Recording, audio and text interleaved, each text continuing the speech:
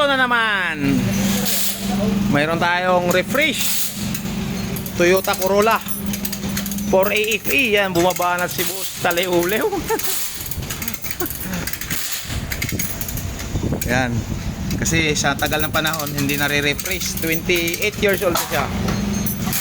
Ayan. Binabaklas yung... ito yung makina niya. Grabe, napakalinis. Tapos refresh lang to, walang problema, refresh lang. Yan, tapos ito papalitan na rin. Ito yung mga papalitan rack and pinion. Tapos dito naman, yan, spark plug, normal na lang yan kasi refresh, grommet, tie rod rack end. Tapos dito naman ETF filter. Ayan, engine support, transmission support, isang set. Tapos dito sa kabila, CB joint. Ayan, grabe. Okay ito. Okay. Grabe, ang dumi.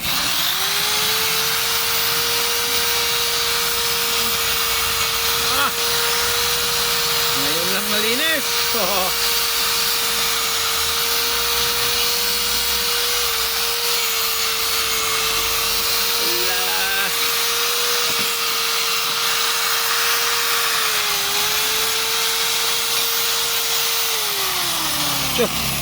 Malilinis din yan. Iba talaga pag once na ilang taon na, pero ganun siya katibay, oh. Original pa, hindi pa napapalitan, hindi pa nalaliniran. Pero yung mga piston niya talagang sunog na sunog na.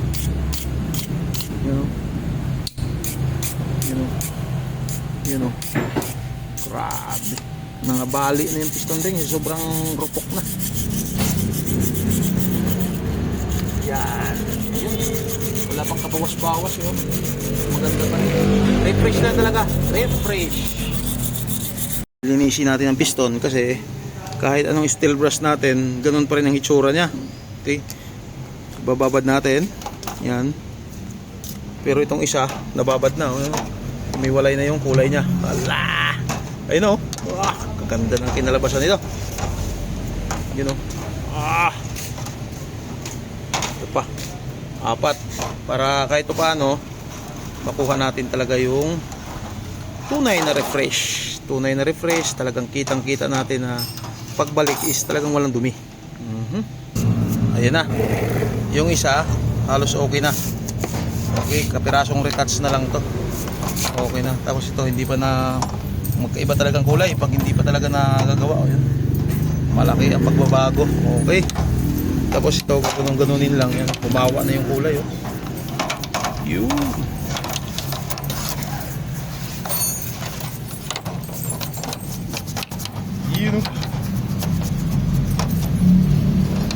Para pagbalik natin, ganitong kulay na. Doon. Kanina, sunog na sunog yan. Okay, talagang yun.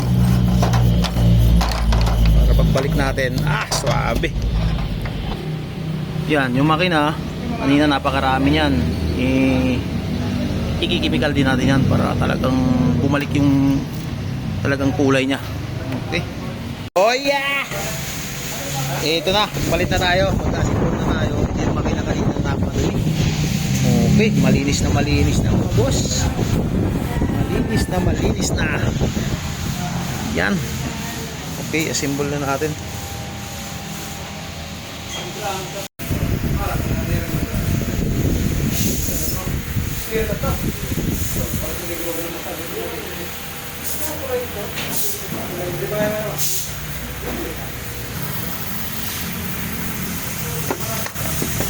Yan mga boss, fast forward na tayo. Nakabit na natin yung makina. Yan, kukumplituhin na lang syempre. Pag kinumpleto natin yan, ayan, saka na tayo mag-start. Okay. Ayan mga boss, eto. Nakabit na natin lahat, nakumpleto na natin. Nalagyan na natin ETF. Yan yung itsura ng makina. Yan, pati yung steering fluid kompleto na. Okay, hood na lang ang hindi pa na nakakabit. I-start na natin to. Alright. Ayan, i-on muna natin. On. Ay, nakarikta. Ayan, nakarekta yung pan. Okay, sige, start. Yun, start na. Start na mga boss.